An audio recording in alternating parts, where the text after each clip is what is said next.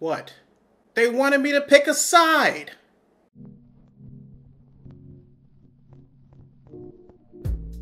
Today on Readus Reviews, I review Captain America Civil War, also known as Don't Touch Bucky. So here's what went down. After a new Avengers mission that happened in Nigeria that honestly could have gone better, General Ross comes in with his fancy new promotion, still doing General Ross-ass shit, giving the Avengers and any other people with powers that fight for good a very Sith yet American-esque ultimatum. Either join the worldwide government and only act when we want you to, or retire. Tony Stark and a few handful of Avengers agree with that term. Captain America and the other half, not so much. Meanwhile, someone in the shadows is taking advantage of this current debacle and decides to include the Winter Soldier in the game, just to make sure there's enough leverage. So it's basically up to Captain America and his allies to stop this chess master, while also trying to convince Tony and his allies to see that there's a bigger threat besides government shit. So let's start with the plot. As a story, it was fine. And with the exception of like 2 or 3 scenes, it was indeed a Captain America movie at heart. And this is despite even being introduced to other story arcs within this movie as well. And speaking of which, let's talk about those. Starting with the latecomer, Peter Parker.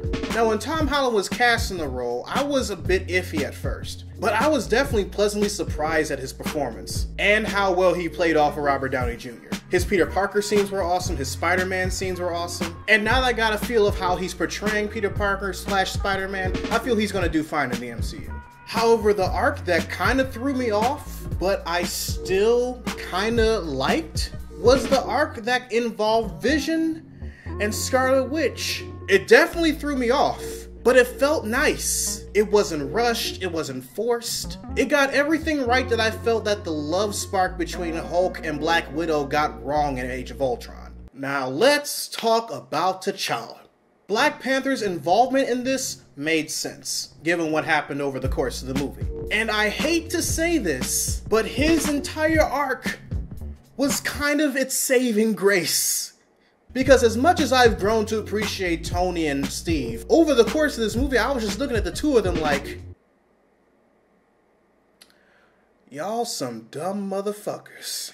And I say this because T'Challa is the only character that realized what he did and what he was doing over the course of the movie was fucking stupid. And I greatly appreciated that. But Laron, what does that mean for the rest of the movie? What did you think about Captain America and Iron Man in this situation then?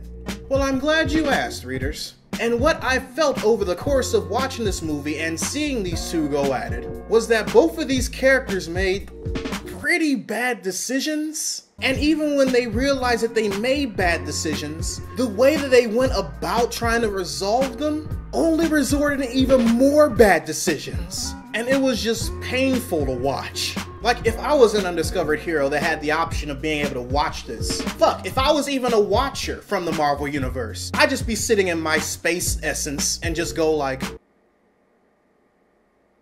this is dumb. Y'all two motherfuckers are dumb. And the thing about it is, in this movie, they try to play it off like these two are friends. But over the course of the first Avengers movie and Age of Ultron, I never got a sense of camaraderie from the two to begin with. Captain America and Iron Man in the MCU kinda act like Office Space co-workers. You see each other every day, you engage with them every day, you might even attend a few parties. Office parties, but you never go above and beyond in order to get to know them on a personal level like that. You don't call them, you don't chat them up on Facebook, you don't see something in the store that reminds you of that motherfucker and you text them that you saw something. The only time that these two in the MCU has had any type of emotional interaction has been when they disagreed with shit. So in the movie, when this scene from the trailer plays, but he's my friend. So was I. My genuine reaction every time I see it, even when I went to see the movie, was, when?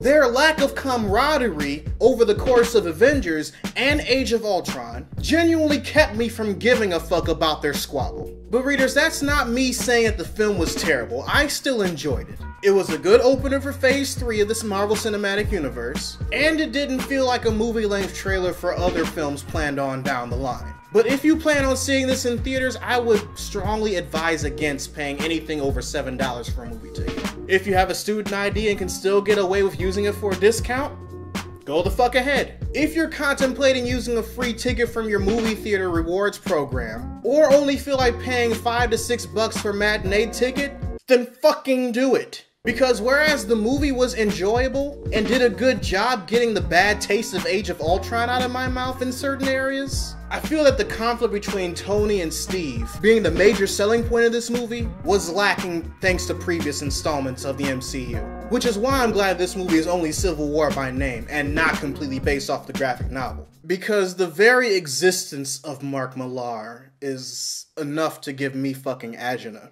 So readers, your homework assignment for the day. Write in the comments section below whether or not you've seen Civil War. Let me know if you liked the movie. Let me know if you disliked the movie. Hell, let me know whether or not you agree with where I'm coming from here. Because I personally do not blame the Russo brothers as to why I did not like this movie as much as I thought I was going to. I blame Joss Whedon. Anyways, this is Readus 101. Class dismissed.